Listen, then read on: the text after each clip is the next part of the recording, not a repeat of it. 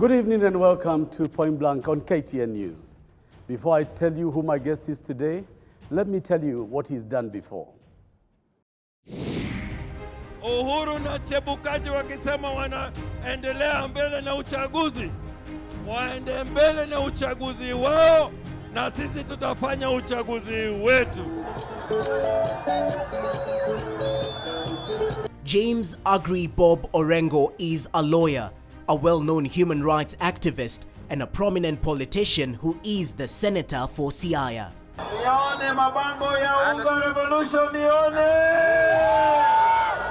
He is also one of the few Kenyan lawyers who have attained the professional grade of senior counsel, a title that he earned under former President Mwai Kibaki.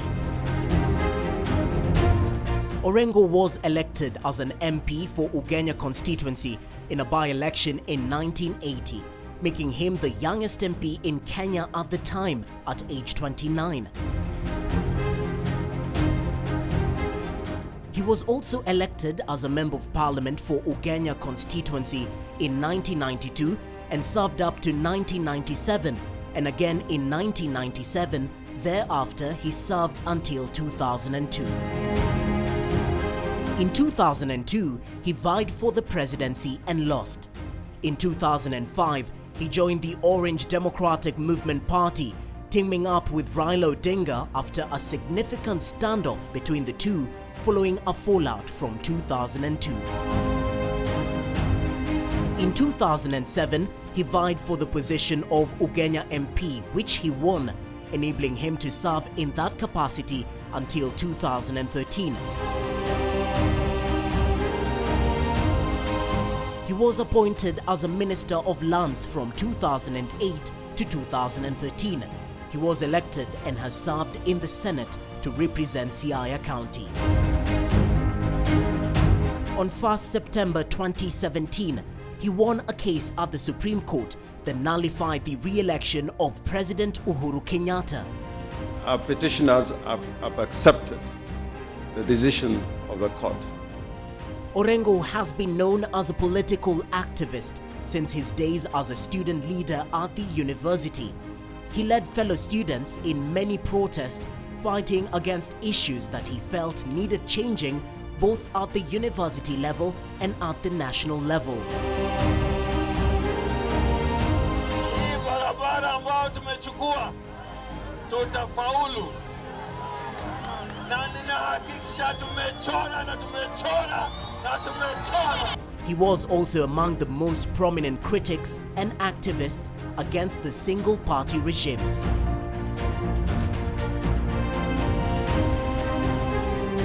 Alongside Raila and other notable politicians, Orengo agitated for multi-party democracy, a new constitution, and free and fair elections, among other issues of public interest.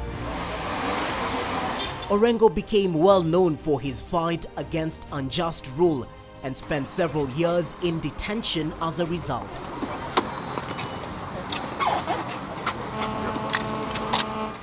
He was, together with 6 other MPs, part of the 7 Bearded Sisters.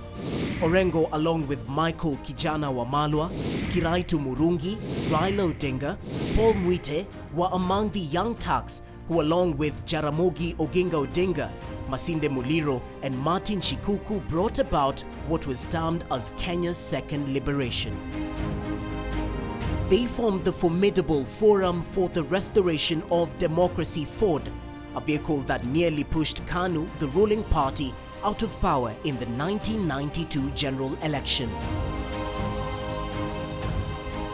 He is a founding member of Muungano wa Mageuzi, Movement for Change, a cross-party lobby group. Orengo ran for presidency in 2002 for the Social Democratic Party SDP, but finished 4th with just 0.4% of the votes. His party lost all of its parliamentary places as many SDP's leading figures had joined the NARC coalition. In 2018, he was chosen by his party, ODM, to replace Moses Wetangula as the minority leader in the Senate. In fact, there are 5 sectors where in this country, if you want to watch what is going on in terms of how we are running our country, look at these 5 sectors over the years.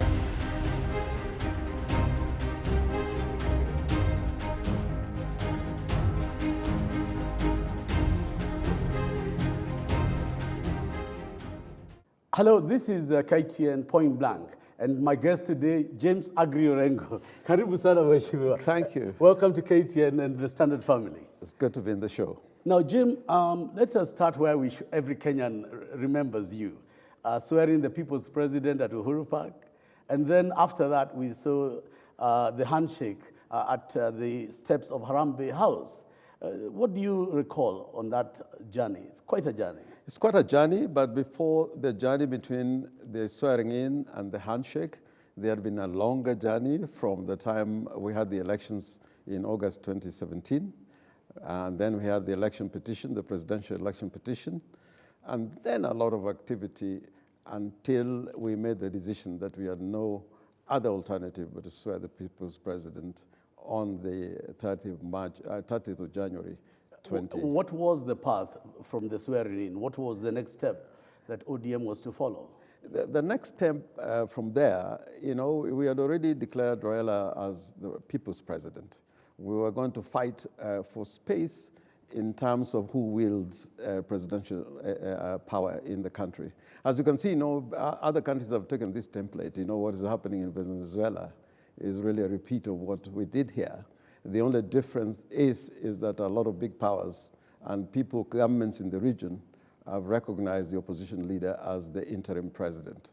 We were hoping through diplomacy and through political action, positive political action, that either there's going to be brought to a reality that Raila indeed is the people's president, or we go for another election. So Jim, Kenyans have always been asking the question, who blinked first? How did this come together, the truce between Kenyatta and Odinga? Is there any insight that you could give on it?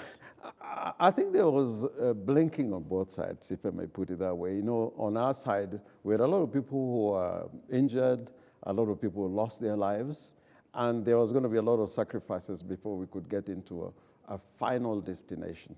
On the other side, I think they were finding the country was dysfunctional. The economy was not doing well, yes. Insecurity in the country, and that reality check on both sides. So Jim, you are known for many things. Since your years in the university, you are a man of action, political action. Yes. Where does James Orengo, the diplomat, fit in? Well, a lot of people don't know me quite well because people who find me in the courts, they say I'm a very polite person. In Parliament, I'm a debater. On the streets, I have a long history. If you go to Madagascar during the street protests that began in the 70s, in France, in Madagascar, I was to some extent involved there. But when it comes to diplomacy, I also have some experience, and the record shows over the years. Well, this diplomacy is going to be put to task because, Jim, right now the handshake has been an event. Mm-hmm. And I know you like to think of it as a process. Yes. How do you see this process forward? Because Kenyans will get fatigued. No, I don't think it's an event because already there's a process. There's the Building Bridges initiative. And I think the two principals decided they are not going to impose decisions on the people. They want to hear from the people what is desired on the 9-point agenda. And I think that 9-point agenda is a measurable, kind of beacon. You can look at them and begin to assess. I was just wondering, because I know you and I were involved in the National Accord government. Yes. Of Mwai Kibaki and Raila Odinga. Yes. And then was a document, a very difficult document of government sharing. How is that now different in terms of, instead of ODM being in government, essentially you are working outside government? At that time there was a sense of immediacy that things must be done now. There must be a political solution. And the whole world came into Nairobi. The big powers, the region, AU. There was a sense of immediacy that there were loss of lives. They could see the government would not function in that environment, and the region was affected. Now, although there's a sign of immediacy, the international community are not involved in the same kind of way they got involved in the year 2007. So when your critics in ODM say you are not as effective as you would be if you are in government, have you found it easier to operate with the Uhuru Kenyatta handshake outside government than it was with Kibaki inside government? No, sometimes outside government, if you're thinking about political power and exercising executive authority, that may be appealing. But I think if you look over the years where we have come from, 1965 and 66 up to now, those players who have been outside the system have been largely responsible to make sure that, what the founding fathers fought for are not lost, and where we lost them, to make sure there's a sense of vigilance so that we don't lose Jim, all that we fought for. I agree. I think when Uhuru Kenyatta came to Kisumu, and in fact there was a visit as well to Bondo, yes, there was a feeling that somehow they are taking the handshake to the people. Yes. There was a bit of excitement. Yes. Then that has stopped. Is there going to be more interaction between the leadership of the handshake across the country, or does it stop at Bondo? In fact, in my understanding, it was just the beginning. And since then, they have been to Kisii. It was not an accident that the both of them were there. They were in Mombasa for different reasons, but the both of them could not be in town without reaching out to each other, even on a family kind of environment during Raila's birthday. But I know it is in their plans to move to every part of the country. Let me ask you, as somebody who knows the Prime Minister well, and who has been with him through thick and thin, this time round, he seems very serious about this handshake, about the principles. I think there were 9. What were the 9 that you... The 9, the ethos, In Kenya, we don't have an esprit de corps, some kind of pride of ourselves as a people. We need to create the Kenyan man. And, they talked about the issues of security. They talked about electoral injustice, which is a problem that we have not dealt with effectively. They talked about corruption. They talked about inclusivity. They talked about devolution. And all of those are there in the memorandum. And I think if you look at them and what they're doing, there are some measurable success which we cannot, as of now, try to make a record of it because it's work which is ongoing. I would like to ask you about the political work behind the scenes because, like, for example, your numbers in the Senate, yes, your numbers in many of the municipality, MCA areas, you have majority, Jubilee and ODM have the majority. Yes. Will those majorities begin to bite? For example, if you're not happy with the governor of Nairobi, yes, you have enough numbers with ODM and Jubilee to make a difference. Yes. Is there going to be teeth in the handshake? Because you see, at the moment, people feel there's a lot of PR. No, I think there's going to be a lot of teeth in the handshake. And one of the things that you have said, which is quite correct, is that we're outside government, so we're not responsible for a lot of things which go in government. We can give ideas. And Raila constantly is talking to the president and giving ideas. But when it comes to using political power, which is instrumentalized in parliament and in the county assemblies, there are instances where we can get together, in areas of legislation, even in areas of oversight. For example, now, I am pretty sure that if Raila Amolo Odinga and President Uhuru Kenyatta decided that a particular governor, some action needed to be taken, political action, as opposed to going through the courts. In fact, sometimes the courts are too long. Yes. Yeah, I think that is something that is in the drawing books. Now, Jim, talking about the courts, and you being senior counsel, one of the problems that has been here is the discussion about the reform of the Judicial Service Commission. The courts seem almost incompetent to be able to do their part as independent arm of government. What's your bird's eye view of the judiciary and the Judicial Service Commission? The first thing I would say, let not the executive interfere with the judiciary. However poorly they are doing, the moment the judiciary becomes more executive than the executive, we're in a lot of trouble. But I think for you and me, who fought for an independent judiciary, I think I'm a bit let down. Because, in places like South Africa, for example, the court system have lived up to expectation of South African people. And even in dealing with corruption, there are moments that they have, decided cases which the executive has not been very happy with. And the other institution, which is very important, is the Electoral Commission. In South Africa, really, how elections are held is no longer really a problem. And I want to come back to the Electoral Commission, but Jim Mounted, like this fellow of Chicken Gate, was jailed in the UK, served his sentence for 3 years. Here the case has not begun. No, let me tell you, sometimes it's not the courts, it's basically the investigative agencies. I know, as a matter of fact, that there was a lot of evidence against commissioners and people serving in the former Electoral Commission. And that evidence was not just evidence collected by Kenyan institutions. There was evidence from the British institutions. Jim, do you have a view of the move now to impeach judges of the Supreme Court by some lawyers in the country? Do you feel that this kind of tension in the administration of justice is going to affect the running of the courts? Because if you've got these fights within the Judicial Service Commission, fights by lawyers against judges, judges against lawyers, even if the executive stays out of the judiciary, is there not really now that is where the judges let us down. They must be beyond suspicion. And sometimes when you look at what is being said about judges, it is disappointing. You and me were in court one time. I remember you were to be tried for contempt in the highest court in the land, which was a very unusual case for you to be taken to the highest court in the land and be subjected to a contempt trial.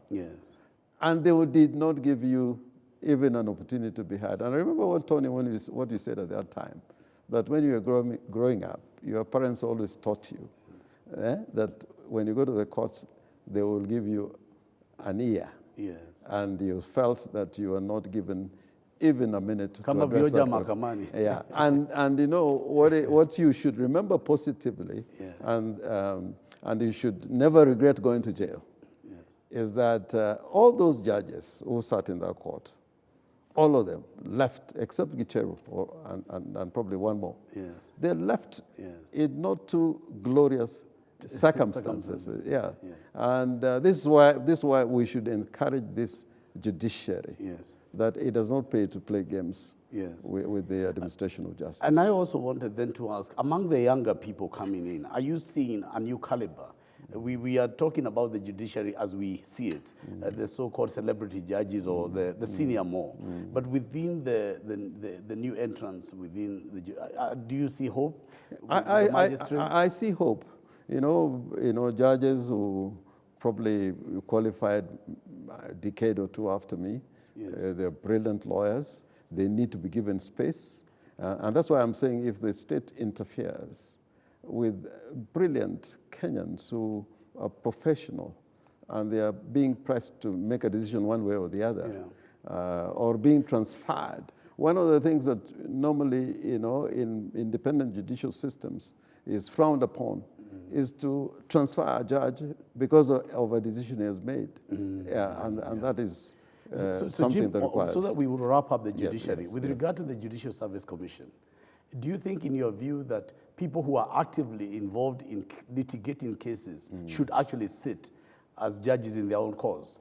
Is it fair? Is it international practice? The Judicial Service Commission is a representative body. Judges at both levels, all the three levels, High Court, Court of Appeals, Supreme Court, they're represented. It's a representative commission. How does it happen elsewhere in the world? Is this common? In the world, like in the United States, you see who becomes a judge of the Supreme Court is basically a choice of the president of the day, so long as he can get an approval from the Senate. And that is quite a different system. But all these laws, we made them because of a certain background, a certain history. There was a mischief that when judges were appointed by the president, then you tended... but Jim, I must just ask you point blank, yes.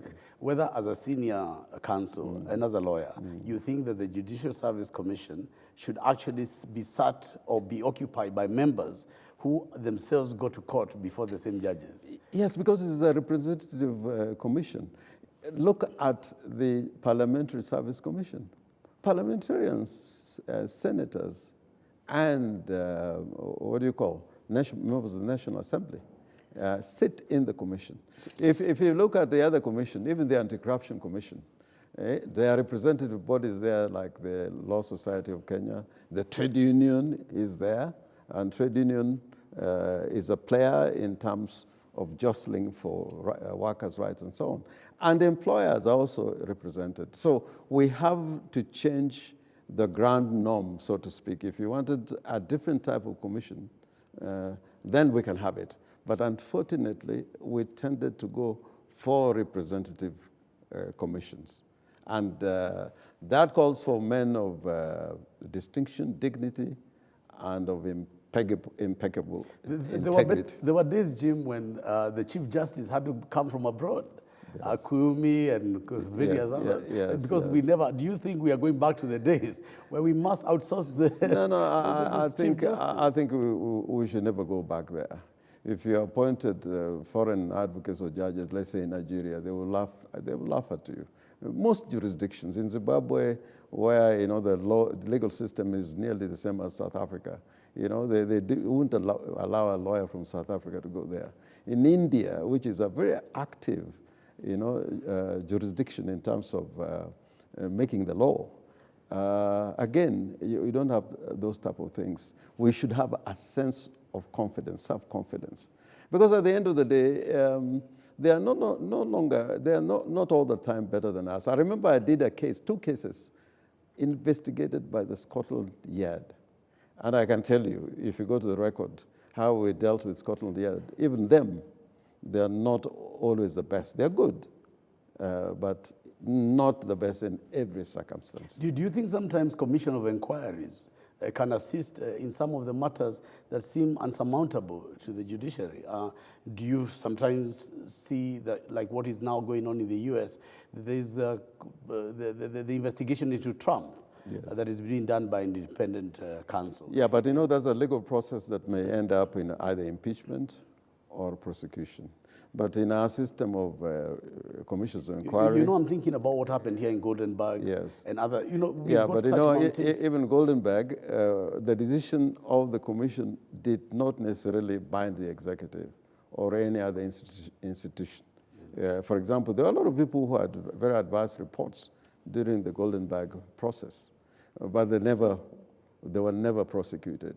And they should have been prosecuted. Yeah. So the system in the United States of America is good that when you have an independent counsel, even before he finishes his work, you can see what is happening in the United States. Mueller, part of his work, you can see people going to courts and being imprisoned. Yes. And part of the magic is that when they investigate a case and a lawyer of repute looks at it, most of the time you find that lawyer telling his client, we need to plea bargain. But here I think we have a problem. Jim, I think one of the biggest things you fought for in the 2010 Constitution was the Supreme Court. Yes. As a litigator, how have you seen it play? Has it grown through its teething problems? We had a big debate about whether to have a Supreme Court at all or whether to have a constitutional court. But in the end, we said it would be good to have a Supreme Court, which Supreme Court will be like the final authority in the judicial system, being the apex court, but also to have very limited jurisdiction. So they have the time that when they make a ruling or make a decision, it'll be something that, will have, the finality that is required, but also people will see justice because a lot of coming. the criticism, Jim, is that the judges don't even write their own judgment. So you can't quite, put to task the thinking, the jurisprudence. Yeah, of course they use their researchers, which happens in a lot of serious, systems in South Africa, in the United States. Even the current Chief Justice You know, you was a clerk of a judge or working for a judge, a sitting judge. But I think the difference is we don't tend to make a determination of our judges out of their judicial worldview or their legal philosophy. So when I sit with any one judge in the Supreme Court on matters constitutional, you know, I don't know whether it's progressive or reactionary. Yes. They tend to make a decision without having a worldview. Right. For example, in the United States of America, if you elect a Republican president who has a chance to appoint members of the Supreme Court or a Democrat, then you can say, in terms of judicial philosophy or jurisprudence, you can almost determine a conservative will sit as opposed to a liberal. Yeah, precisely. Now, Jimmy, you touched about the IBC. I didn't want you to lose your thought there. You were saying that the South African mirror versus Kenya. What were you? Yeah, what I was trying to say, once they put the first institution in place, in their first election, the issue of the Electoral Commission is no longer an issue in South Africa. They've done several elections, and people accept the results of those elections. In Nigeria recently, on account of the president of the Electoral Commission in Nigeria, is somebody who is respected. And although there have been a lot of problems about elections in Nigeria, even a postponement of elections, you can see you don't have the type of violence or acrimony that was associated with the election. Because to some extent... I agree, but yes. Jim, twice over, ODM, where you're prominent, have raised issues of the IBC. Yes. Now that we have the environment of the handshake, what are you doing behind the scenes within the British initiative to ensure we don't have another problem with IBC again? Because now you would have no excuse having proximity to power, the ear of the president and the ear of the prime minister. How and what are you doing to rectify the IBC for Kenyans for once and for all? Yeah, we're working on a document which we're going to present to the Building Bridges Initiative Committee. And already, even on matters to do with election and what kind of electoral body we should be having, it's not work that we started to do yesterday. You remember, even before the 2017 election, we had a document, which we put out there. We wanted a referendum. And part of that referendum, the question was going to be on how to change the Electoral Commission and how to make sure that we have an electoral law in place that was going to make sure that, the issue of having these controversies after every election will no longer arise. And we more or less will follow the path beaten by us in coming out with that Okoa Kenya bill. You're watching KTN Point Blank. James Agri Orengo gives the Kenyan people a guarantee. IBC will be reformed so Kenyans never have to fight over elections again. See you shortly.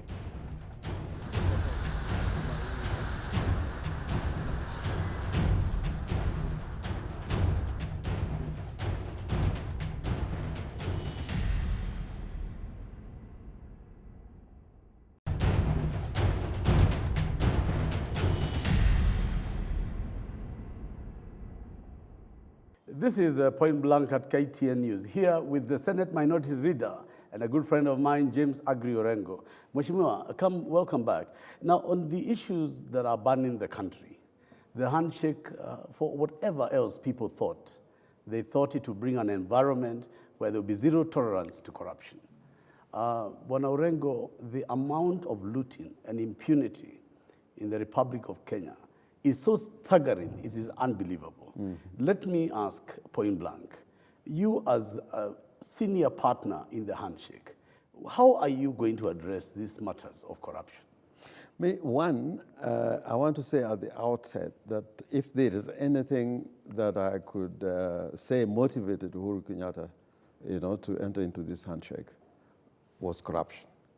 And I think he reached a realization that corruption was now becoming cancerous if it was not before, and it could even bring down his government. I think, one, the motivation and commitment to fight corruption is there, but motivation and commitment is not enough. Second, I think that both the DCI and the Director of Public Prosecutions, I think they have a lot of energy, but I think they need support, and they need qualified investigators. They need systems that the quality of what they are taking to court should stand. But Orengo, wacha tukuje kwa siasa ile kali kali. Sawa. You see, the handshake Yes. was a decision because there was an impression of the country that Uhuru was being handled as a lame duck, Yes. as though his deputy, William Ruto, Yes. was the acting president. Yes. And the point blank issue is very simple, because Kenyans should understand, and you can confirm or disagree. Was the handshake the only way for which Uhuru could stare Ruto in the eye and say this corruption is too much and must stop? I think uncharacteristically for a vice president, the deputy president, with tremendous respect, right from the time they were elected, his eye was on 2022. Everything that he was doing was about 2022, preparing a war chest, making sure that institutions in government, including in parliament, were amenable to his ambition. Whereas the president thought that, he had delegated authority and things would go on quite fine. And you could see even on this issue of dams, normally when the president has spoken and the investigative agencies are on a matter like this, he should not be had, to be giving a contrary narrative. But what Kenyans have seen is, of course, ODM has defended the president against him. And all I'm asking, Jim, and I have to ask you this point blank, because politics is politics, yes. that in the end, this handshake was not cosmetic. That ODM came with your eyes open. You were not blind as you walked into it. No, it was not cosmetic. And I think there are people who have gone down. And Raila Amolo Odinga said, so be it, because when you're fighting corruption, there's no brother, there's no sister. Same message which the president... So, Mr. Orengo, you said the other day, name and shame. Yes. And I want to take your own words in your own mouth. Yes. Are we going to name and shame? Or even the great Orengo will be scared to slaughter No. this? Actually, I'm not gotten there yet, because, you're going to do things step by step. But I think we're going to get to a time. Like in South Africa, the President Zuma was not forced out by people playing it gentle. I mean, within parliament, everywhere, people were saying, we have to deal with corruption, and the headquarters of corruption was in the presidency. That's how he went, before he was taken to any court. And I think the president now should be persuaded not to wait for judicial processes, because that takes too long. And I agree. And Jim, what I'm asking, if my friend David Murathe, I'm not interrupting you, sir, but if my friend David Murathe can name and shame, why can't ODM, why can't James Orengo name and shame? For example, I said over the weekend, and I don't know what's wrong with the print media. I said, from the statements the deputy president has made recently, he has something to tell the police. Yeah, because, the police said, we are investigating about 21 billion shillings. And two days ago, the director of public prosecution was saying, no, it is not about 21 billion. Actually, the money involved is about 65 billion. And the deputy president is saying it's 7 billion. There is a basis for him to go and record a statement, to tell Kenyans why he thinks no money has been lost. And a good investigator does not just look for incriminating evidence. You also look for exculpatory evidence, because you're an angel of justice, not an angel of vengeance or evil. So to that extent, I think that Deputy President William Ruto has a lot to say on this matter. And what I want to challenge the President Uhuru, that grand corruption, if you're fighting grand corruption, you don't circle the wagon, so to speak. You go direct. There was a deputy president, was a president here from Korea. When he went back, she was being prosecuted. The Prime Minister of Israel is being prosecuted. The former Prime Minister of Malaysia. You start from the top. Because, if you're talking about policemen and they can see what is happening in the country, people are building mansions. I mean, the very rich in the United States of America and even the UK, when they come to our homes and see the life, the Kenyan elite and you see, Jim, I agree. I agree with you. But when you allow people like Sudi, Oscar Sudi, junior MPs, who can stand up in funerals and attack the head of state, and in fact accuse him and his family of being corrupt, yet senior people of the handshake team, including you, no, Jim, let me tell you. Why are you giving them political space? No, but there are people in government. People like Sudi are part of Jubilee. We are not in Jubilee. We've got to be very cautious. Right now we are being blamed, for causing a civil war in Jubilee. That's not our role. So we have to give Jubilee as a party also time. But if they are not prepared, to deal with it, directly, in a manner that will bring satisfaction to the people of the country, I think we'll have to, do it. And let me tell you this.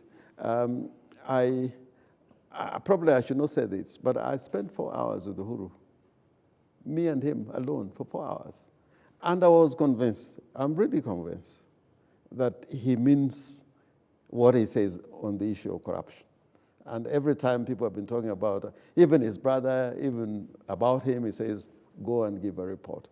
I think his patience may run out, and if his patience doesn't run out, we will make his patience run out. This weekend I got several calls. Yes. Somebody said Orengo is now spoken. Yes. Orengo is now going to put things meat on the bone. Yes. And Orengo is now dealing with this thing because it's a political problem. And let me tell you, it's just the beginning. And I like, Tony, what you're saying. This is not a problem that the courts will resolve. This is not a problem which Kinoti or Nurdin will solve. In fact, I've been saying this fight against corruption is just another season of fighting against corruption. Even within Jubilee, this is a second season for fighting against corruption. And I remember during the Moi time, they used to talk to Pigana of Visaidi and so on. That is not good enough. Unajua Jim, Wanakenya wanataka Orengo ajaze Uhuru Park. Anajulikana, anajua kujaza Uhuru Park for corruption. Can we make an undertaking in this country where you sit on the handshake table? Because we've had many political meetings around this country, Tonanoka, where? Why can't we have series of rallies dealing with corruption? Why can't we slay this monster? Decide as a nation, be whether Jubilee is there or it is not, as a handshake team. You don't need to incite me. Watch this space. Inakuja. Because in the weekend, somebody called me and said, Orengo is beginning to now change the tactic. Because Kinoti and the DPP will be overrun by hundreds of cases. I think the one of Dam, he's dealing with 130 companies. And now they're overworked. And when the political issues come up, they don't know how to deal with it. Yes. And Jim, I wanted to bring you back to history. Yes. I remember when Kenyatta was in power, you remember they disagreed with Jaramogi. He made the political decision, and he brought in Moi. And that was the beginning of reconstruction of Kanu. And when, of course, Moi came in, people forget that Moi jailed even Nicholas Biwott. I mean, there was a time for his own survival. He brought in the dream team, put Biwott. Now, for Raila and Uhuru's survival, because when Kibaki was there, he even dealt with Muiraria and even removed Murungaro and Matera Kireri. So for Raila and Uhuru and this handshake, and the political risks they have taken in order to appease their constituencies, are they ready to bite the bullet? And I'm glad you mentioned Kibaki. Kibaki really loved Muiraria. And when he said Muiraria can be prosecuted, I couldn't believe it. Now, Uhuru must take us into a position where somebody is going to be arrested and prosecuted, and Kenyans will say, we didn't believe he could do it. But I know he can do it.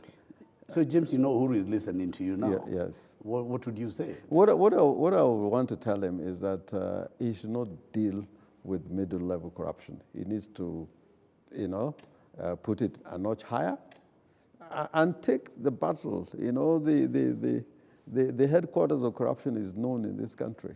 I mean, when they wanted to slay the mafia in the United States of America, they didn't go for the mules.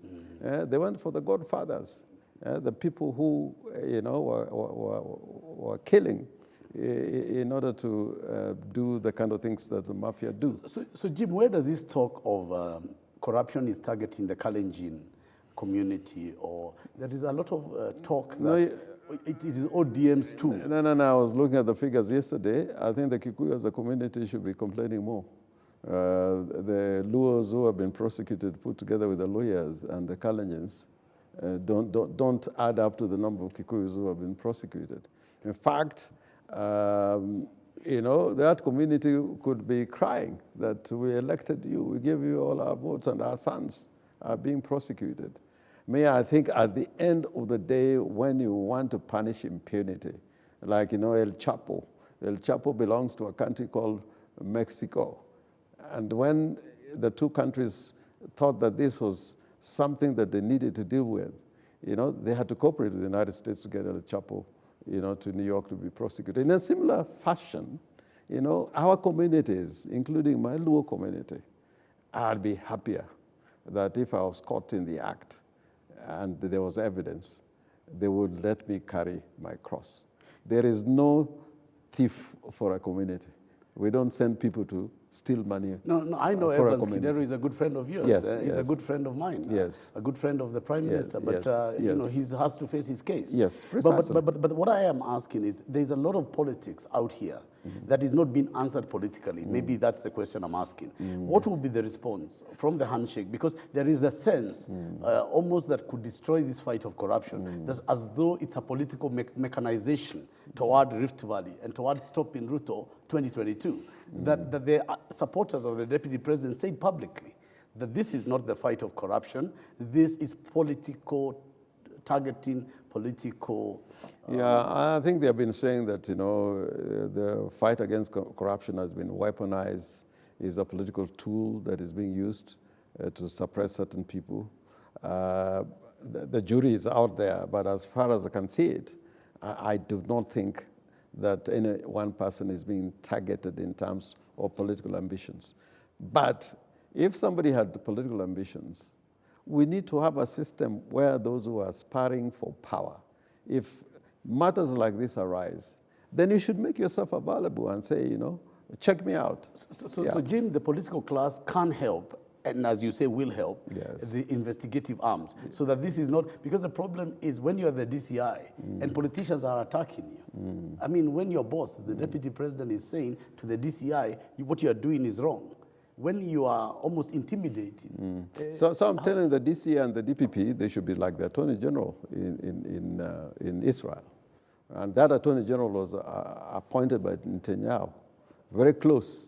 But when it came to the law, they said, that was not my, part of my job. But although we've also agreed you are the people's Attorney General. But no. I can tell you, I've never really looked at myself as a possible Attorney General. Because, I'm first and foremost, of course, I go to court as a lawyer.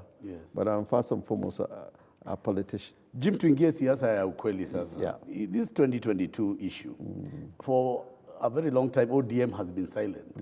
Is ODM morbid as a political party? Have you given up? No. If you look at what is happening in the political parties, the most active political party is actually ODM. We are holding meetings in all the areas where we have a membership and we have offices. And if you look even last week, our Secretary General and other party officials, the organs of the party are meeting regularly. If the COM is not there, you find Joho or Oparanya stepping in. And as a party, when it comes to 2022, I can assure you, we are very well organized. And we know that as a political party, our objective ultimately. But the Prime Minister was here and he was ducking the question. When I was asking him, is ODM in the running for 2022? No, let me tell you, ODM as a party will be on the ballot box in one shape or another. But as ODM, I can tell you that. But what I can say for purposes of the Prime Minister, Raila Amolo Odinga, he is involved in an exercise that if it was mixed up, just look at what is happening with the Deputy President, because what he tries to do is all mixed up with 2022. So if Raila Amolo Odinga was to put his campaign outlay and begin to put the show on the road. At the same time, he's an envoy of the African Union. You know, all that put together will not be good for his politics and our politics also. I think he's very focused. So leaving the question as to whether Raila is running again or not, I'm asking point blank, is ODM, the party and the machine, going to be very, very, very visible in 2022? Are you going for political power? ODM is going for political power, nothing short of political power. And when we are holding these meetings, you know, our eyes are set on 2022. In fact, any party worth its salt, unless you're a party which has got a single agenda like environment and so on, you may be able to put the issue of power aside. So clearly we can see Jubilee is broken, and clearly NASA is broken. So ODM will be probably hunting in the political space for new formations. I can't say quite. I can't say that NASA is dead. I mean, if you look at activities within NASA as between Kalonzo Musyoka and Raila Amolo Odinga, they're as active as ever. Wetangula, where necessary, as active as ever. Musalia Mudavadi may be a little shy, but I think there are constant consultations. And he's the one who says that NASA is not dead. As Jubilee, I think there are formations within Jubilee. Whether Jubilee is dead or not, I think that's another question. But ultimately, I think the contestation for power is going to come from a formation with ODM in it and a formation of Jubilee where Uhuru Kenyatta is playing a role. And I would then ask, because it is too early for 2022 to do that, you are advising political parties to strengthen themselves. Yes. Because right now you're not going to talk coalitions. You as ODM, your focus is to build ODM. You are, because you can't say NASA is not dead, yet you're telling me ODM is a vehicle you're preparing. Yes. The reason I'm saying this is, does it not close options? Because I cannot see, if you have a political partnership with Central Kenya, for example, will they enter NASA? If you have a political partnership with Jubilee, would the ODM fold to join Jubilee? So what I am saying, there seems to be no clarity. And that's why when I use the word dead, I mean, will there be new political formations going forward? Well, we're in a very dynamic situation. I don't want to be the one to predict the extinction of any one of these parties. But I know the kind of political system we have, even looking at the Political Parties Act and the Constitution, it envisages partnerships. And what formations are going to emerge will depend on this process that is going on. You bring me to a very good point. Now, Jim, I know you have spent many man-hours looking at the Constitution before bombers toward 2010 Constitution. And now there is an opportunity to reform the Supreme Law again through a proposed referendum. And there has been a lot of talk around the executive. How do you, as Jim Orengo, perceive the executive structure of the government of Kenya? First, the restructuring does not necessarily mean creation of positions. The restructuring first has to do with the architecture of the executive, the overall structure, you know, of the Constitution. And I am for the executive coming back to Parliament, because that system where the executive is in Parliament is easy to bring reconciliation and healing, where there are stresses within you know, a nation.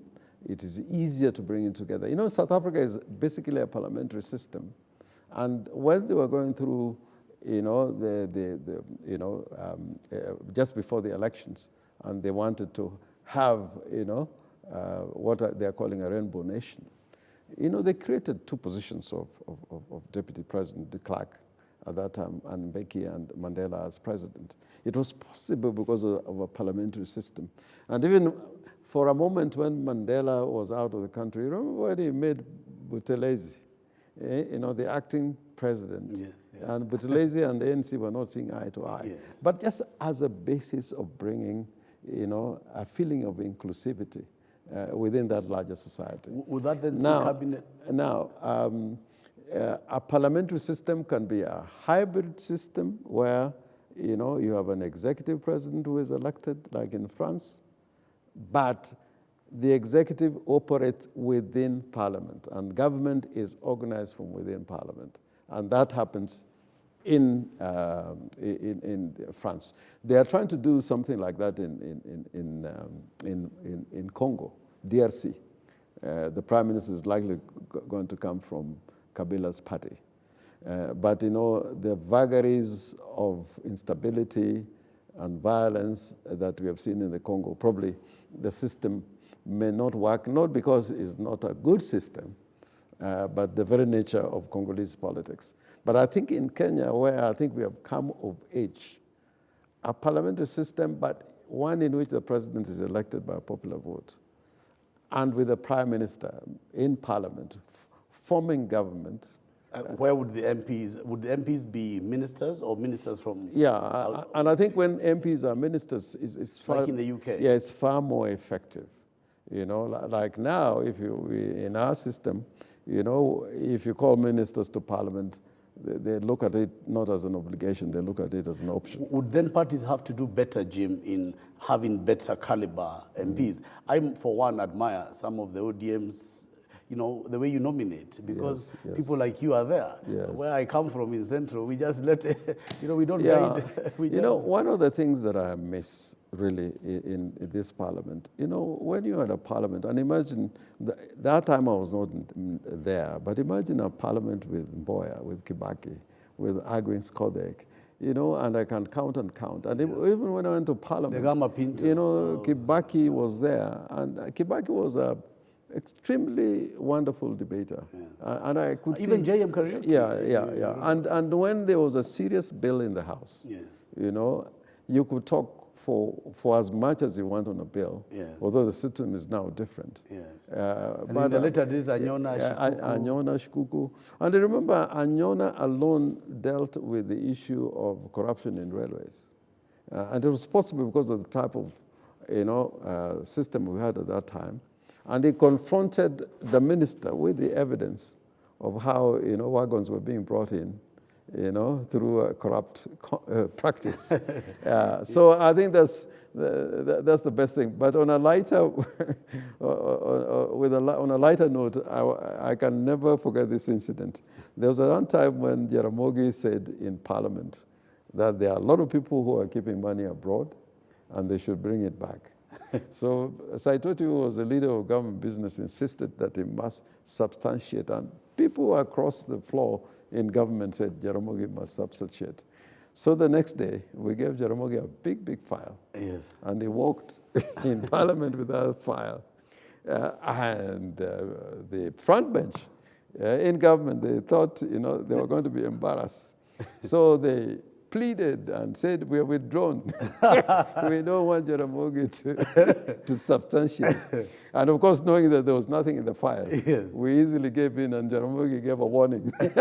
So we are here with James Orengo.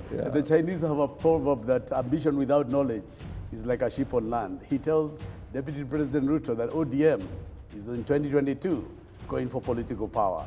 This is a break from Point Blank.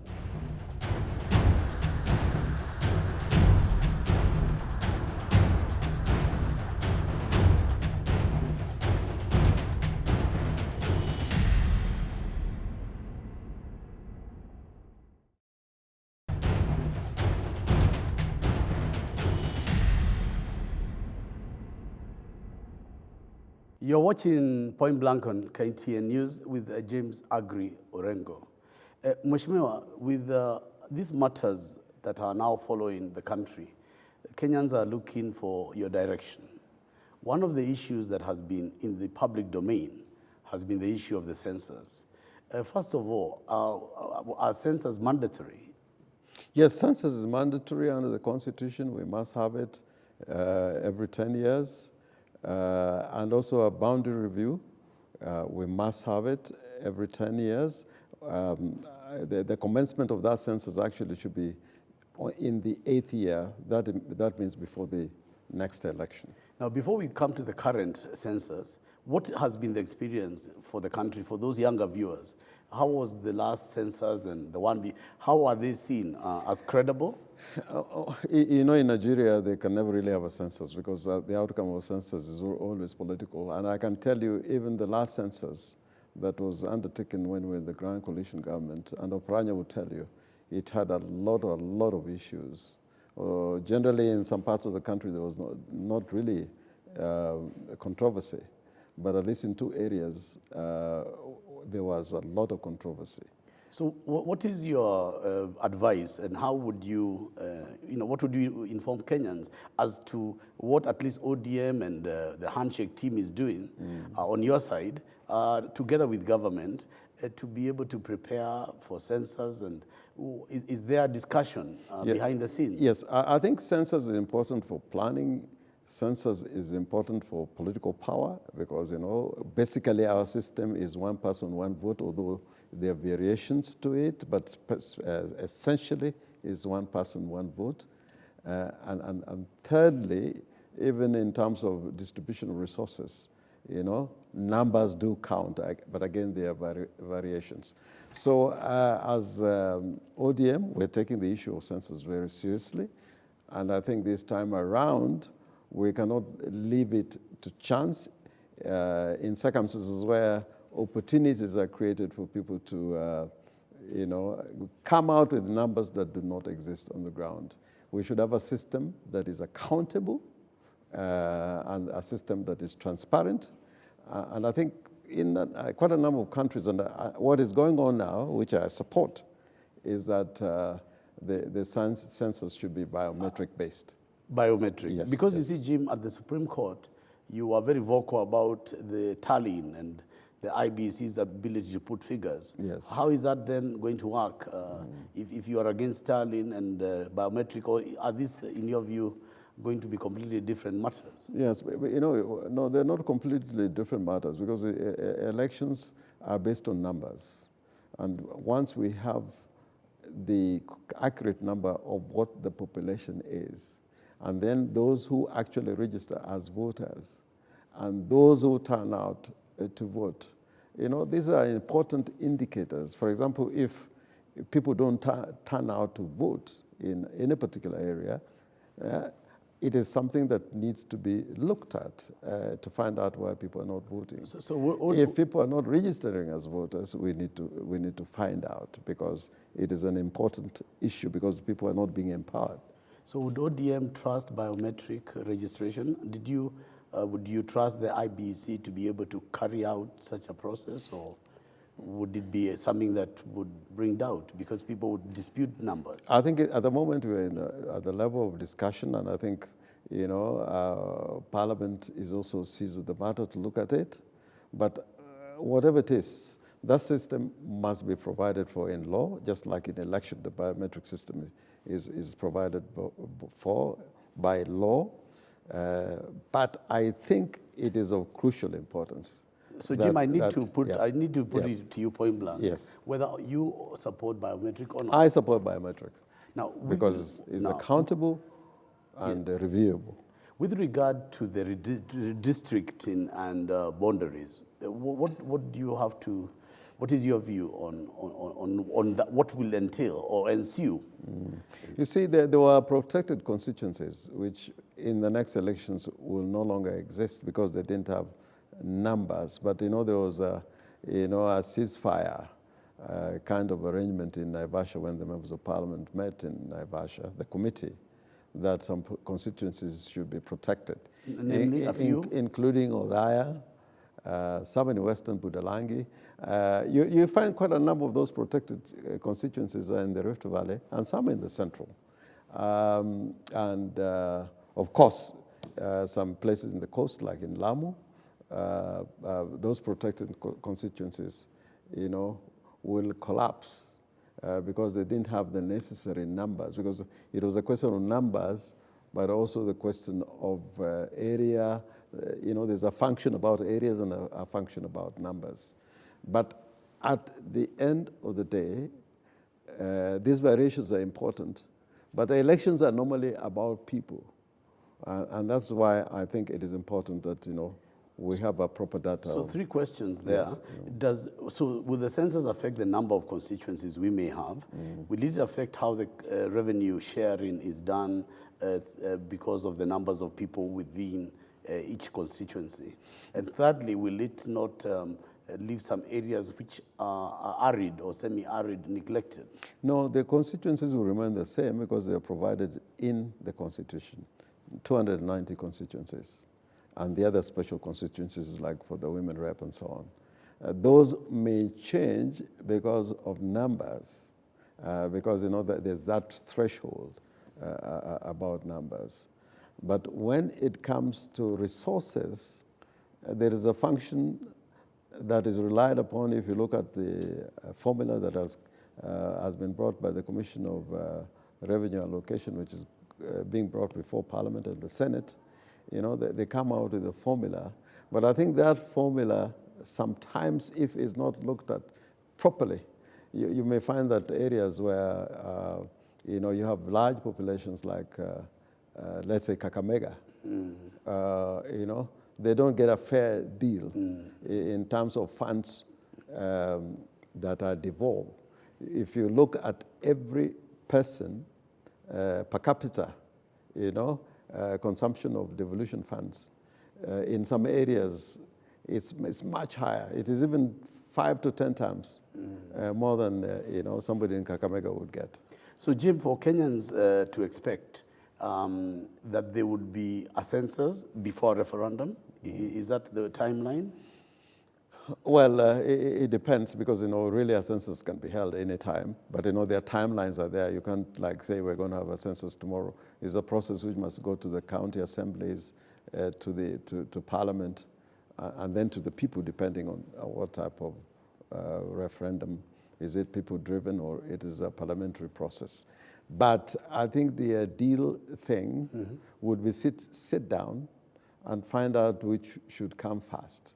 Because other than the census and the referendum, we've got to think ultimately about the election 2022 and also think about whether this current IEBC can handle with the confidence levels that are required these 3 very important functions. But there is no doubt about it, the census must be held. And a referendum, I think, across the political divide now, everybody is talking about. So Jim, we're looking at three major events. We are looking at a referendum, we are looking at census, and we are looking at the constitution of the IBC. These are major, gigantic things to be done in a fairly short period of time. No, it's not short. I mean, there are governments that are run by referendum. Switzerland, they have a referendum every other day. If you go to California, it is government really by the people. Imagine, Tony, the Americans, when they chose to have a constitution, it was a choice between Rome and Athens. Yes. Direct democracy or the representative democracy. Yes. There are countries or states like California or Switzerland where they believe that people must have a direct, impact on decisions that are being made every other day. Yes. So I think the question of saying, we can't have these 3 things, surely we can chew gum. So from where you sit at the Senate, is there some urgency on the IBC? Because it seems to me that the vehicle that will be now tested again to bring out the results of both the census and referendum will be the IBC. Is there some urgency? There's urgency because the IBC stands accused, is tainted. And even if these current 3 are not tainted, but what the other 4 are saying about them, does not give confidence to the country. What the former executive CEO, Chiloba, is saying about them, does not give us the kind of confidence that we need to have in that electoral commission. There's been a report by the Public Accounts Committee in Parliament about this IEBC, which, although is controversial, but which called into question the integrity of the current IEBC. But speaking as James Orengo, this IEBC should have gone a long time ago, They don't deserve to be in those positions now. Now, I would then want to ask the question that the referendum questions being put, there is an issue of staggering of elections. And I'm wondering whether it would be easier for the IBC not to be overwhelmed in the future as reform is discussed. Instead of having 6 names, you know, the MCA right through to the senator, the governor, all happen in one day. Has there been some thought about stagnation? Yeah, I think there's that live debate. Even within ODM, we have been having that live debate. But I think the Kenyan people should also be given a hearing.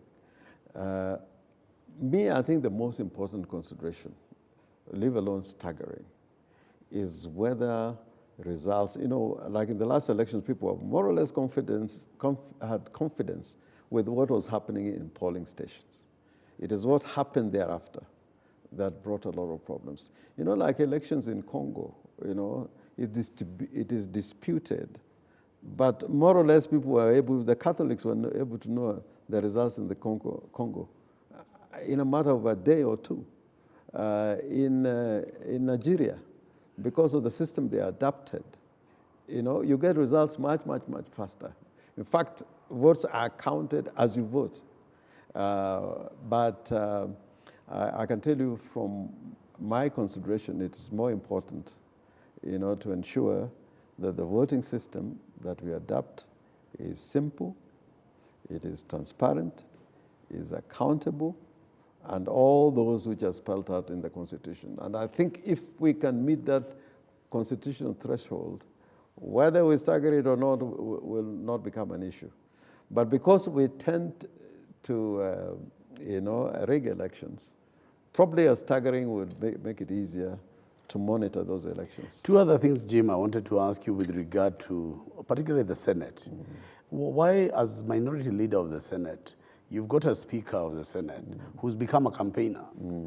I don't know, when we were envisaging these institutions, how does it bring honor to the Senate when every weekend the Speaker of the Senate is carrying, you know, briefcases? I think that message has reached the Speaker and both speakers. I think the Speaker of the National Assembly is more restrained.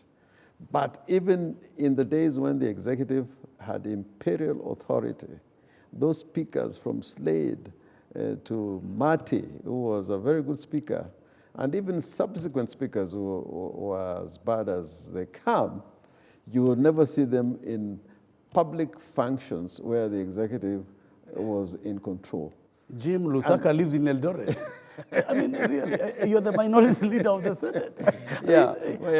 But what I can tell you, he has received that message. I'm saying point blank. Yeah, no, it's true. And it's good to be point blank. That message has reached him. You know, Mati, even in Parliament, when he was having a drink at the bar or having a cup of tea, he would stand there alone in order not to be seen to be conspiring with anybody. If you move to Mati, when he was having his double whiskey, yes, he would by conduct, he would just tell you, you know, keep your distance. Yes. So that the Speaker's office would be an office of honor. The other one I have to ask you is about Mike Sonko. Mike Sonko is a governor here in the county. He has fired everybody. There is nobody in the cabinet. He has no deputy governor. There is no speaker in the MCAs are in disarray. Nairobi County is such an important county. Number one, is it being run properly? And secondly, should the county of Nairobi not actually be a ministry in the cabinet? No, I don't think it should be a ministry, because then that will call into question other cities like Mombasa, which has got very important natural assets. And eventually people may think about Kisumu and Nakuru. There are big cities in the world which are being managed not as part of the whole.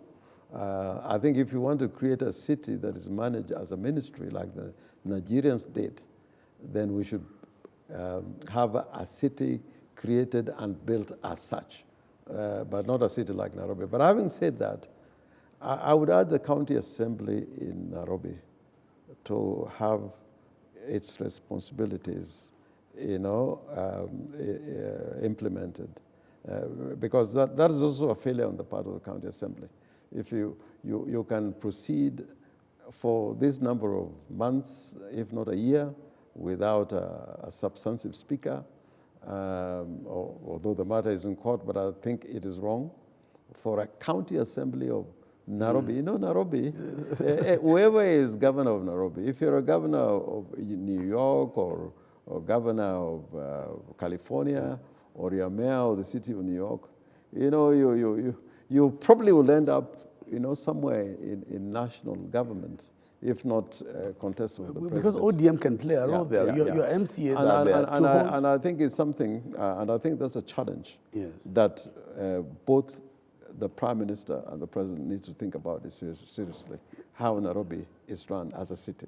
Yes. Yeah, it reflects on the country. Yeah, on the country as a whole. Yes. Yeah, and you know, nearly 65% of the GDP. So, Jim, there are no rules within the Senate as to regulate the conduct, as you said, of the Speaker. There are no rules as minority leader that you can discuss with the majority leader that would be able, you know, even simply to censor the behavior. Would it not be proper to just ask the Speaker to act neutrally and to become a person to be respected in the country, not to be You're talking now specifically... I'm talking now about the Senate, the Senate. where you sit. You know, part of the problem about...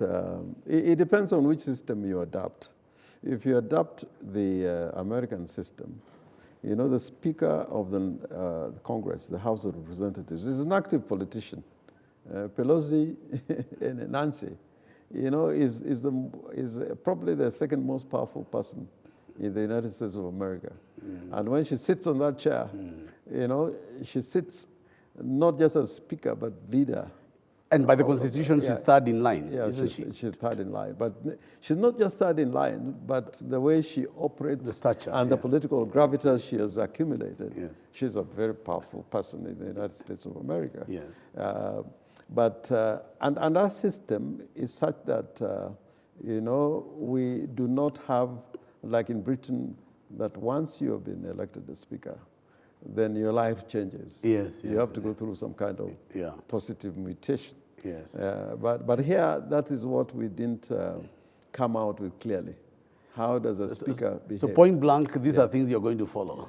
Precisely. Now, let me talk to you about, I know you've thought a lot about devolution, and it has been one of the things through your political challenges, you've always fought for devolution. How have you seen it come of age since the 2010 Constitution was midwifed, and what's your bird's eye view on devolution? Yeah, I think devolution is great. If there's a single achievement of this Constitution, one of them is devolution. The second may be, you know, the Bill of Rights, because the way it has been brought out and stated out. And the other two would be the chapter on leadership and integrity and financial management. Those four, I think, are great achievements under this new constitutional dispensation. If we break the ones you've just given, but Chapter 6 has been ignored. Yeah, I think when the President named those 6 ministers in the State of the Nation some time back. Yes. I remember in the joint sitting. Yeah. People thought Chapter 6 would kick in. Yeah, but I'm saying it's an achievement, but not necessarily saying it's a success story. Okay, I see. Yeah, and in devolution is an achievement, and it's not necessarily a success story. I want to talk to you a bit about devolution in a practical way. Yes. Just looking around the country, what have you, given what we never had devolution, and I've not had a chance to chat with you about, how have you seen it transform the poverty of our people? Yeah, I think devolution, I can see a big difference, because when I was a member of parliament, you know, things were controlled by the DC. Yes, district commissioner. Yes. And there used to be what used to be called the DDC, the District Development Committee, which was presided by the district commissioner. And I can tell you, you know, it more or less did what the DC wanted. It had no funds. It was just a talking shop, really. But now we are seeing resources actually going to these entities, devolved units, and a government structure which makes it work. But unfortunately, what I can say is that our first crop of governors, I think they wanted a replication of an imperial presidency, like we had before. So that, you know, a governor would be more comfortable with an entourage, with all piki. Even if you wanted to have, heady camps standing. Yeah. So, Jim, as we come to the end of the show, I want to talk about James Agri Orengo, the man. Yes. Minority Speaker, leader in the Senate, the People's Attorney General, Senior Counsel. That's James Orengo today. What is the future hold for Jim Agri Orengo? What can we expect to see? The way I've operated is that never say done until it is done. Me and you have met in this journey. I started much earlier. You're a younger man. Yes. Yeah, but never say it is done until it is done. Eternal vigilance. Yeah. And for me, I don't so much value fighting for political power for the sake of political power. I value fighting for matters of principle in which I believe. Like Jefferson, I can say that on matters of principle, stand like a rock. On matters of style or taste, swim with the current. You can swim with the current. So can this country rely that Orengo will remain a rock, that James Orengo will speak soon about this monster of corruption, that Orengo will not let the people down? Yeah, can people take that to the bank? You can take it to the bank. And, sometimes you don't want to upset the apple cart. This handshake thing is, to some extent, very delicate. And if you look at what the president has to do to balance, the interests within that coalition, what the prime minister has to do, because there are a lot of impatient people. And, politics, opposition politics can sometimes be very attractive. What does a member of parliament do when he stands up and handshake is on? What do you say? It requires some kind of, a style that is a little bit different. But I think to the extent that both President Uhuru and Raila are saying they want the truth to come out, matters corruption. They're committed to inclusivity. They're committed to ensure there's going to be electoral justice and so on. On those matters, I think we can still work together. So what does Orengo tell the people? Kenyans have a high regard for you across the political divide, those who are ODM and those who are not. How can you tell them that tomorrow will be okay as we are winding up the show? I can tell them tomorrow will be okay, but because we stand for the interests of the country, and whenever we feel the country is going the wrong way, like this Kenya, the tradition of this country, this great country. Jim, I have to ask you point blank. Yeah. If something goes wrong and something is not going as you agreed with the handshake, can Kenyans rely that Orengo will not be quiet? That Orengo atasema... Do you want to second guess me? Wewe unanijua bana. Mimi ni mtu ambao kama kuna shida bana. Yes. Lazima nisimame imara bana. Basi mimi nasema asante sana, usimame imara, asante kwa kuja kwa Point Blank. Asante sana. A good friend of mine. Asante ndugu yangu. Asante sana mheshimiwa for being here. This is a great show. Asante sana. Well, the Chinese have a saying that Orengo anasema tuende pole pole, that the ox is slow, but the earth is patient. He believes the Prime Minister Odinga and President Kenyatta will solve the problem. And should they not, Orengo atapiga nduru. Thank you. This is Point Blank. Asante sana tena.